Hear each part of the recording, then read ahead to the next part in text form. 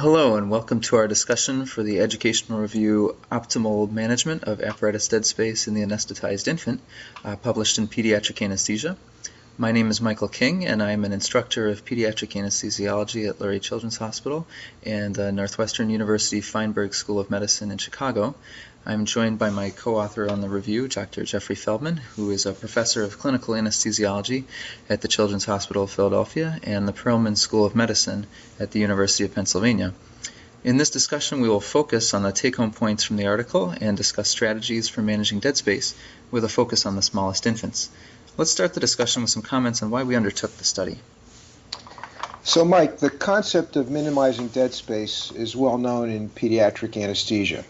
That said, it can be difficult to appreciate the impact of added dead space on mechanical ventilation at the bedside. Increasing dead space will cause an exponential rise in arterial CO2 unless a similarly exponential increase in minute ventilation is made. The dead space intrinsic to the patient can't be changed significantly, but the apparatus added to the breathing circuit that alters dead space is under the control of the clinician. The goal of this review is to provide the information needed to take a rational approach to apparatus dead space. Mike, do you want to talk about how we defined apparatus dead space? So apparatus dead space refers to the internal volume of any apparatus added to the breathing circuit where there's bidirectional gas flow but no gas exchange. One can think of it as wasted ventilation since the ventilator is doing work without any effect.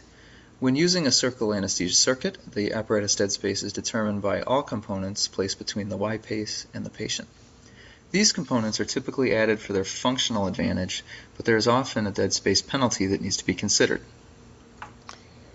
Mike, we learned that there are many choices of components that can be added to the circuit. Can you review the common sources of dead space that we discussed in the article? So the review examines the dead space impact of common items like heat and moisture exchangers, gas sampling lines, and convenience connectors such as elbows or flexible adapters. HMEs deserve particular attention because although they add a significant amount of dead space, they also provide important benefits to the patient in the form of airway humidification. Choosing the right HME can maintain humidification without an unacceptable increase in dead space.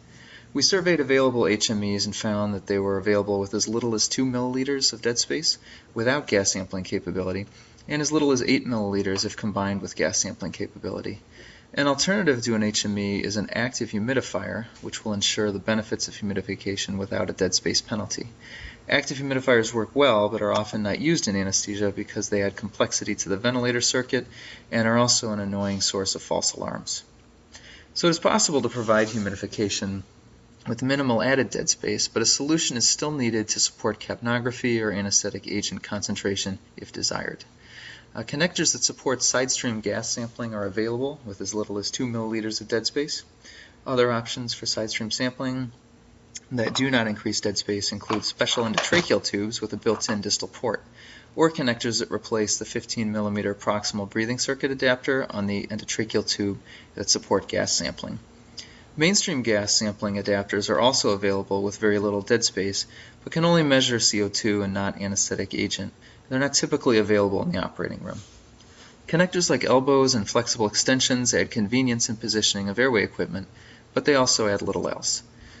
The dead space impact of these connectors can be significant, as much as 25 milliliters for some flexible connectors when they're fully extended, so they should not be used unless they offer a very compelling advantage. So Jeff, based on what we learned, if you were to design a circuit with minimal dead space, what components would you use? So Mike, as you know, we identified options for managing dead space for pediatric patients of all sizes. But let's focus on the smallest patients where it's most challenging. These patients are susceptible to lung injury from the ventilator, so minimizing minute ventilation is important.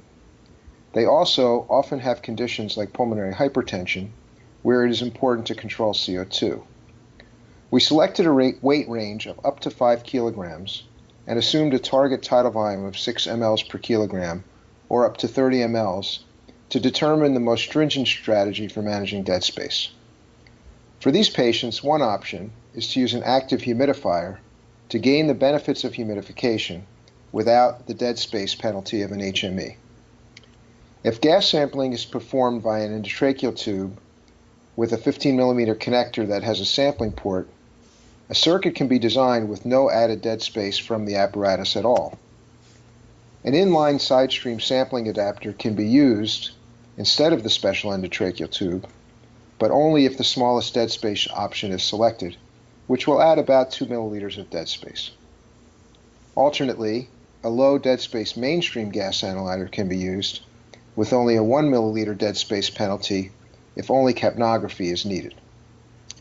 If an active humidifier is not available or too cumbersome, we would recommend a non-gas sampling HME, which adds just 2 milliliters of dead space, and use an endotracheal tube that provides gas sampling capability.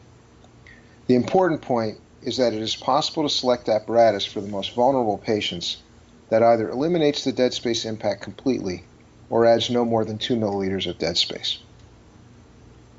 Mike, you developed a nice set of reflective questions to accompany the article. These should really be answered by the reader specific to their own practice, but why don't you provide some answers relative to your practice at Lurie Children's Hospital in Chicago? First, are the standard airway components used at your institution for infants optimized for dead space impact and infant ventilation? So at Lurie Children's, I would say that they mostly are.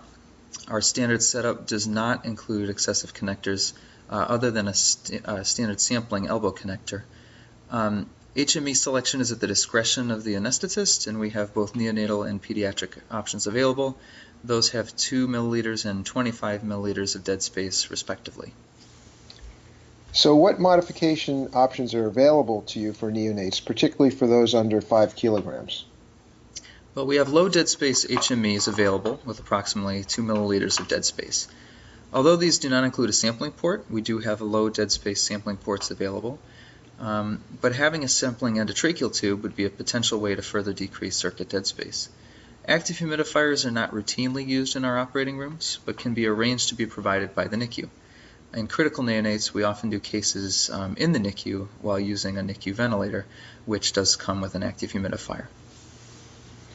So in which patients do you avoid an HME, and what options are available for humidification in its absence? So the biggest problems imposed by HMEs include increased resistance to flow, potential to clog with secretions, and the intrinsic dead space. The increased resistance can typically be overcome by the ventilator on the patient side of the airway is not exposed to the increased pressure, although it can make interpreting airway pressure difficult.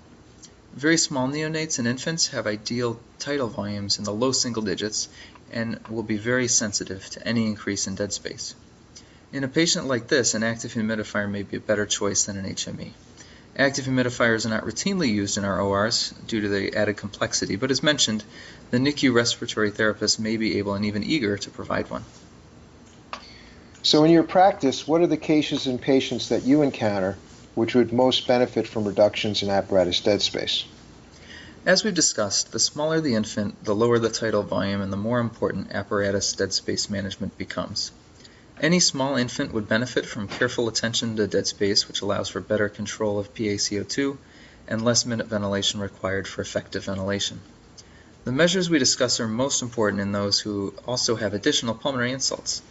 These include patients with congenital lung pathology, such as congenital diaphragmatic hernia, premature infants who are at risk for bronchopulmonary dysplasia and pulmonary hypertension, and congenital cardiac patients where maintaining tight control of your partial pressure of CO2 and O2 is essential.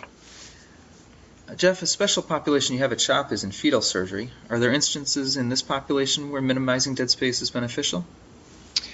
Yeah, Mike, as you know, we have a population of patients that undergo surgery immediately after birth. Common procedures are lung resections for CCAMs and sacrococcygeal teratoma resections. Control of CO2 is important in these cases because we're managing transitional circulation, and there are also the concerns for ventilating premature lungs. The case volume is too small to really study it definitively, but careful control of dead space does make it easier to control CO2. Well, that wraps up our discussion. Hopefully this interview has been useful. We were not able to cover all the information in the article, but if you're interested in learning more, you can find the full article in Pediatric Anesthesia. Thanks, Mike, for taking the time to talk through this together.